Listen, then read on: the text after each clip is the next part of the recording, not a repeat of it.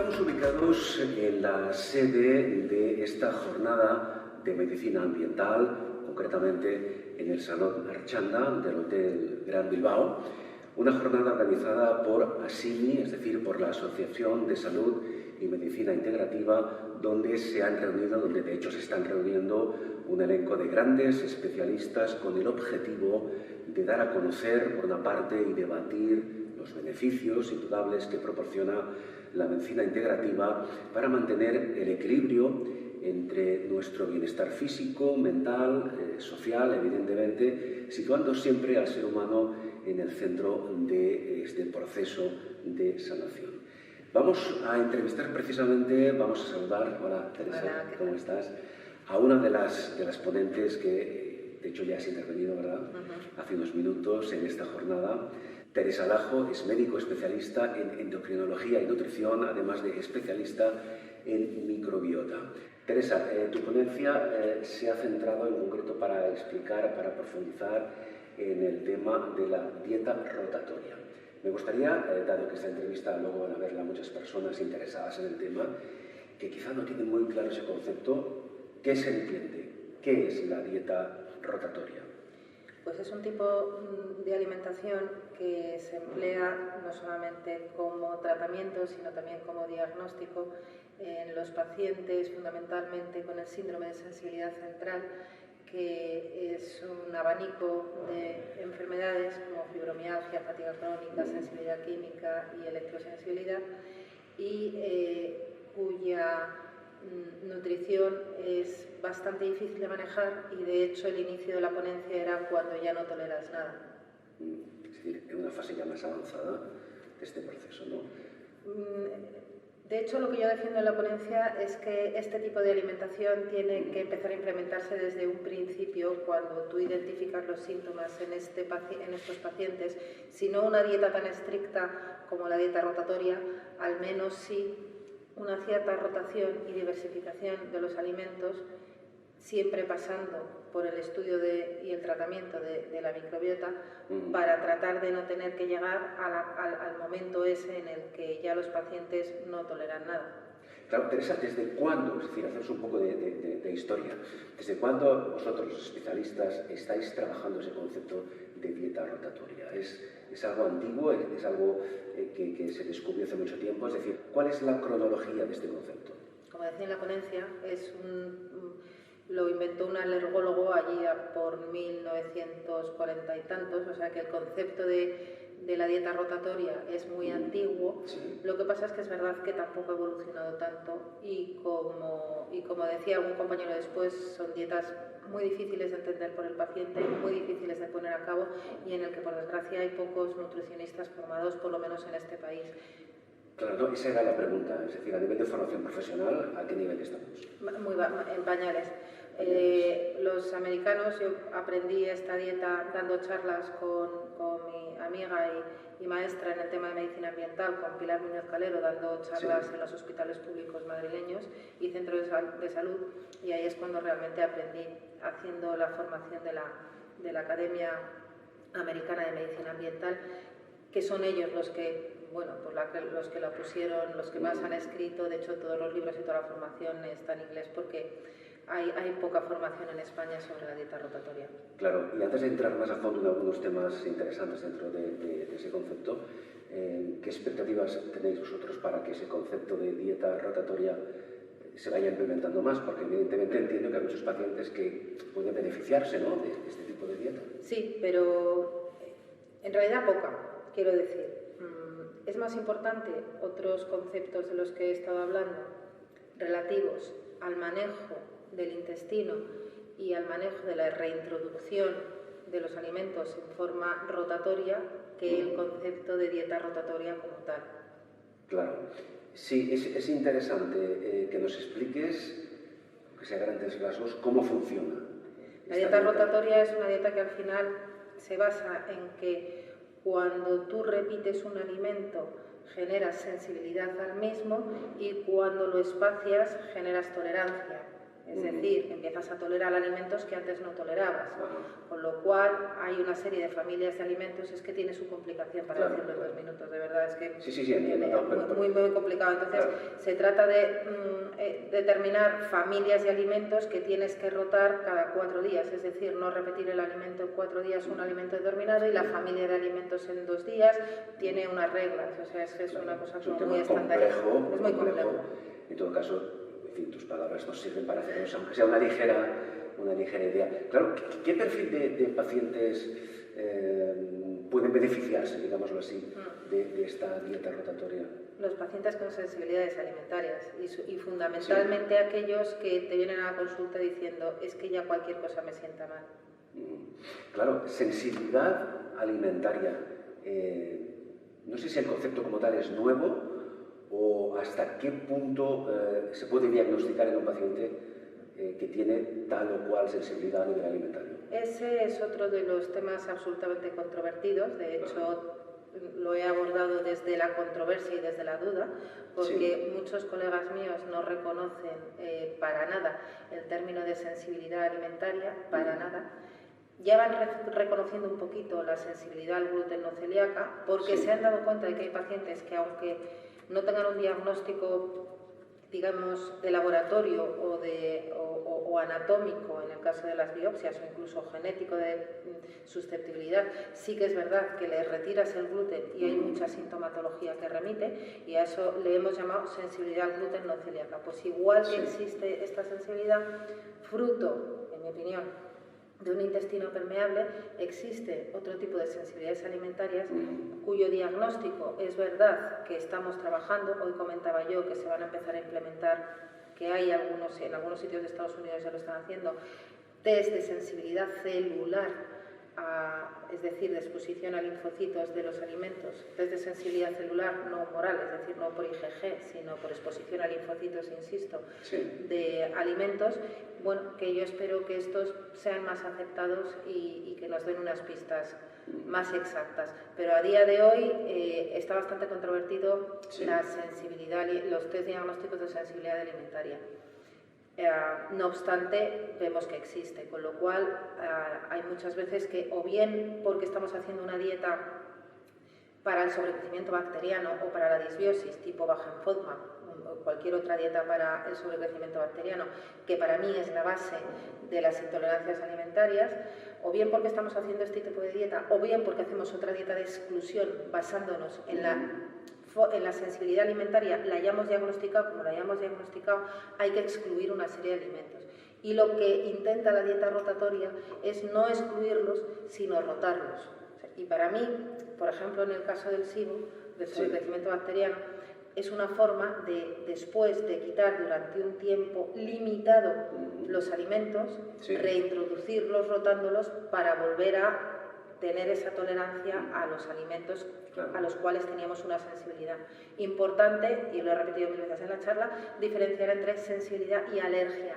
Alergia, que es mediada por IgE, tiene otros síntomas distintos, y si alguna vez se pudieran reintroducir estos alimentos, tiene que pasar por otro tipo de sensibilización, otra técnica terapéutica totalmente diferente. Claro, y entiendo, Teresa, que todo esto requiere un conocimiento exhaustivo, ¿no? Una preparación, digamos, profesional por parte del especialista que sea capaz. Porque decía ahora Teresa que existen en plural unas ciertas contradicciones en cuanto al tema de la sensibilidad alimentaria. ¿A qué se debe que existan esas contradicciones? Pues básicamente a que esto no, pues mira, te voy a decir, primero a que el tema de la nutrición, o por lo menos la nutrición entendida desde un punto de vista terapéutica, no la nutrición clínica hospitalaria, que afortunadamente mis colegas endocrinos llevan mucho camino avanzado en esto, sino la nutrición en la consulta, la nutrición terapéutica tiene muy poquitos estudios detrás, por desgracia, muy poquitos, muy escasos, no hay demasiados fondos dedicados, evidentemente es difícil financiar este tipo de estudios. Y eso es por un lado. Y por otro lado, como te estaba diciendo, influye muchísimo todos los temas relacionados con el intestino y la microbiota, que también estamos en las mismas, aunque ahí hay ya ríos de tinta acerca del microbioma, etcétera, pero todavía no hay los suficientes ensayos de nutrición relacionado o intervenciones nutricionales en relación a la microbiota o al SIBO o al sobrecrecimiento bacteriano. Entonces, estas dos cosas hacen que exista controversia, lógicamente, porque los profesionales sanitarios siempre tenemos la bandera de los ensayos clínicos y la evidencia científica. Pero esa contradicción que es evidente que existe, de una forma u otra, pregunto, Teresa, puede repercutir en detrimento del paciente, de la salud del paciente, porque no se buscan o porque no se encuentran líneas de tratamiento o de diagnóstico fiables, ¿no? Vale, esta es la historia de la medicina integrativa. Claro. Vale, así en general, o sea, sí, claro, evidentemente. Por eso se organizan estas jornadas, por eso hay gente como yo que no solamente se ha formado en hacer una búsqueda exhaustiva, sino en utilizar este tipo de dietas, pues que intentamos transmitir nuestra experiencia y lo que hay publicado al respecto. Pero claro, porque por ejemplo, antes hablabas de la microbiota, se ha hablado mucho, se han escrito ríos de tinta sobre la microbiota, que un poco está en el centro, ¿no? En el centro neurálgico, se habla de la microbiota como el segundo cerebro. ¿A qué nivel estamos en cuanto al conocimiento de la importancia que tiene la microbiota para nuestra salud global? Pues te diré que estamos mucho más adelantados de lo que, por lo menos en España, se traduce en la consulta médica. Y me explico. Todavía tenemos la desgracia de que algunos colegas les digan a los pacientes que esto de la microbiota es una chorrada o que el sobrecrecimiento bacteriano, y digo sobrecrecimiento bacteriano porque es lo que más se escucha, pero puede ser sobrecrecimiento de arqueas, que se llama IMO, o de hongos, o de cándida, o incluso de parásitos. Es decir, que los trastornos asociados a una disbiosis, que es una alteración de la flora intestinal, que es como lo entienden todos los pacientes, son muchos, muy variados, y cuando viene el paciente le entiendes, le escuchas, le dices que sabes perfectamente lo que le pasa y que probablemente, aunque lleve un tiempo, tenga una solución o vaya a mejorar, pues la mayoría salen llorando, literalmente. Hay un grupo de Facebook que yo siempre cuento a mis pacientes que se llama Intolerancia a fructosa, SIBO y sorbitol o algo así, en el que se me ponen los pelos de punta cuando lo pienso. El otro día me contaba una paciente que uno de los chavales estaba preguntando dónde podía irse a hacerse la eutanasia y solamente tenía un SIBO. Nadie se lo había diagnosticado, ningún médico en su entorno se lo podía tratar, estaba desesperado. O sea, es un problema muy serio y existe muchísima bibliografía al respecto. Los americanos hacen congresos de esto y todavía aquí hay profesionales que niegan la existencia. A mí me parece de juzgado de guardia. Teresa, yo hipotéticamente me pongo a mí como ejemplo, ¿no?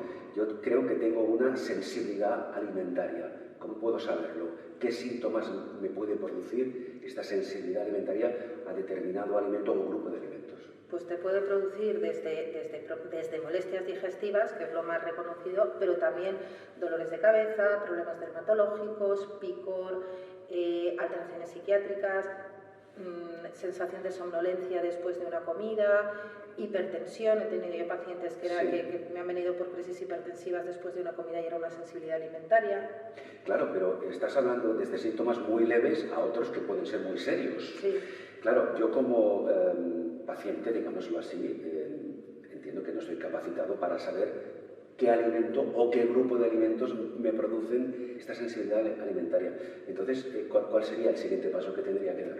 Pues ir a un médico especialista, pues ya te digo yo, no en medicina ambiental o en microbiota, fundamentalmente en microbiota, porque desde ahí se identifican y se tratan.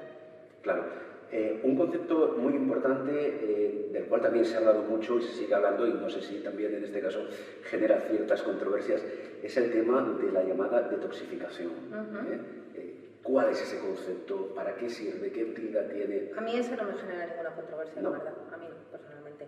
Yo siempre explico, y así se explica en medicina ambiental y en medicina del terreno, que ahora lo contaba Aizpiri, la medicina del terreno, que nuestro cuerpo es como un barril. Entonces, cuando el barril se va llenando de tóxicos, y cuando el barril se desborda es cuando aparece la enfermedad. Entonces, hay dos formas de contener ese desbordamiento. Una es quitar los tóxicos, que es toda la parte de contención de tóxicos en medicina ambiental, y otra es hacerle agujeritos al barril para que salgan. Claro. Y hacerle agujeritos es potenciar la detoxificación. de forma genética, esto lo traemos de fábrica, aunque bueno, luego se puede potenciar o no, tenemos cierta capacidad de detoxificación, es decir, de quitarnos tóxicos de encima. De forma automática, digamos. Hay gente que es detoxificadora rápida y gente que es detoxificadora lenta. Y esto, bueno, pues hay ciertos análisis genéticos que lo evalúan. Claro, pero aquellas personas que no tenemos o no con la intensidad suficiente, esa capacidad, digamos, genética para detoxificarnos nosotros mismos, ¿qué podemos hacer? ¿Qué agentes externos pueden ayudar? Pues para empezar, quitar tóxicos de nuestra vida, que eso, pues eso es desde intentar dejar de utilizar pesticidas, perfumes, en los detergentes, intentar, empezar a dejar de comer y de ponernos encima tóxicos, que eso es lo primero, utensilios de cocina, microondas, plásticos, bisfenol, en fin.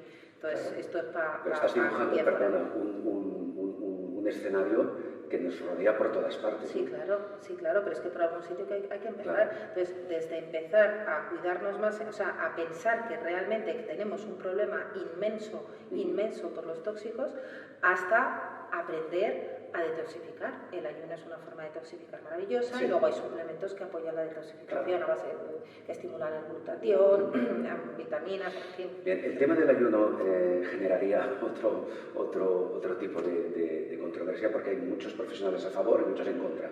El ayuno es bueno, no es bueno. Pues te diría lo mismo, que lean. Los que están en contra, que lean. Simplemente que estudien, si es que está todo escrito. Pero claro, ayuno como concepto genérico, ¿cómo podemos ayunar sin que ese ayuno, en lugar de ayudarnos a detoxificar, sea positivo para nuestra salud? Bueno, pues como tú o al dices, contrario, o que nos perjudique. No. Poniéndote manos de un profesional, de nuevo. O sea, ayunar por nuestra cuenta, esto no es recomendable. Bueno, una vez que alguien te enseñe cómo hacerlo, sí, pero alguien te tiene que enseñar cómo hacerlo. Te lo digo porque tú lo sabes muy bien, por ejemplo, ahora incluso hay muchas aplicaciones para móvil que te enseñan a ayunar en 2 días. Tiene sus contraindicaciones el ayuno también, y tiene sus precauciones. Hay gente que no puede hacerlo o que tiene que hacerlo con bastante cuidadín. Entonces, bueno, ponerte manos de profesional. Ahí está. Yo ya lo siento, pero es que para eso estamos, y para eso estamos todo el día formándonos. Claro. Mira aquí. No todo el mundo puede ayunar, ni para todo el mundo es positivo. Bien. Vale, sí. Correcto. Muy bien. Un par de cuestiones más que creo interesante, que luego cuando vean esta entrevista mucha gente tenga más claros algunos conceptos. Hablabas antes de la importancia de rotar y diversificar los alimentos. Esto entiendo que también tiene que ser bajo la supervisión de un profesional. Sí. No podemos elegirlo nosotros por nuestra cuenta porque supongamos que tal o cual alimento nos produce cierta sensibilidad, ¿no? Claro. ¿Y cómo se llega a esa conclusión? Por ejemplo, tú como profesional, ¿cómo sabes o cómo deduces qué tipo de alimentos o qué grupo de alimentos a ese paciente no le conviene o tiene que diversificar? Pues es lo que hablábamos antes, o sea, los test de sensibilidad alimentaria son varios, diversos, y unos están aceptados y otros no están aceptados, pero en la dieta rotatoria en principio no consideras las sensibilidades alimentarias, porque desde el principio empiezas a rotar todos los alimentos. Claro. Entonces no apartas ningún alimento, no quitas ningún alimento en la dieta rotatoria, es una de las cosas buenas que tiene. En una dieta para sobrecrecimiento bacteriano quitas directamente aquellos que sabes que van a hacer pupa en ese momento al intestino. Y luego la forma de reintroducirlos es la dieta rotatoria.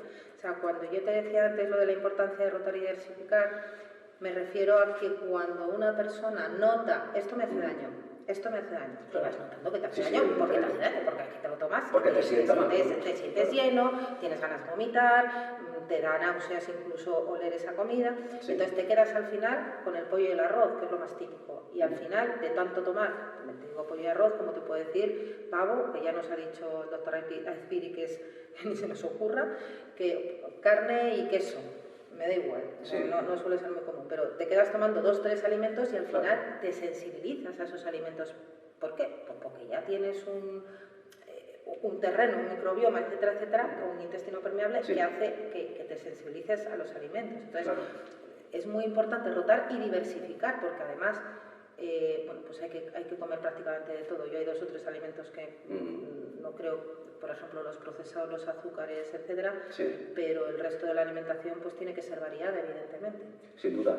El sobrecrecimiento bacteriano está en relación, de una forma u otra, con la dieta rotatoria que estamos comentando, ¿no? Para mí sí. Eso los americanos, por ejemplo, no lo relacionan, pero para mí sí. ¿Qué es, pero perdona, qué es el sobrecrecimiento bacteriano? El sobrecrecimiento bacteriano del intestino delgado, SIBO, es una consecuencia de una disbiosis o de una alteración de la microbiota a largo plazo. Empieza normalmente en el intestino grueso, que es donde tenemos las bacterias. El intestino delgado suele ser estéril, y cuando hay un sobrecrecimiento en el intestino grueso, llega un momento que pasa al delgado. Y entonces esta es la típica clínica del paciente que por la noche parece que está embarazado, o que tiene una tripa que le sale de aquí, que distensión abdominal, diarrea versus estreñimiento y muchas otras. Se te cae el pelo, estás cansado, tienes ojeras porque no absorbes, etcétera, etcétera, etcétera. Claro. Ese es el sobrecrecimiento bacteriano. Y para mí tiene mucho que ver con la dieta rotatoria. ¿Por qué? Porque cuando un paciente llega a la consulta todo me sienta mal, lo primero en mi experiencia que tienes que descartar es esta patología, porque si la tratas, yo la trato con antibióticos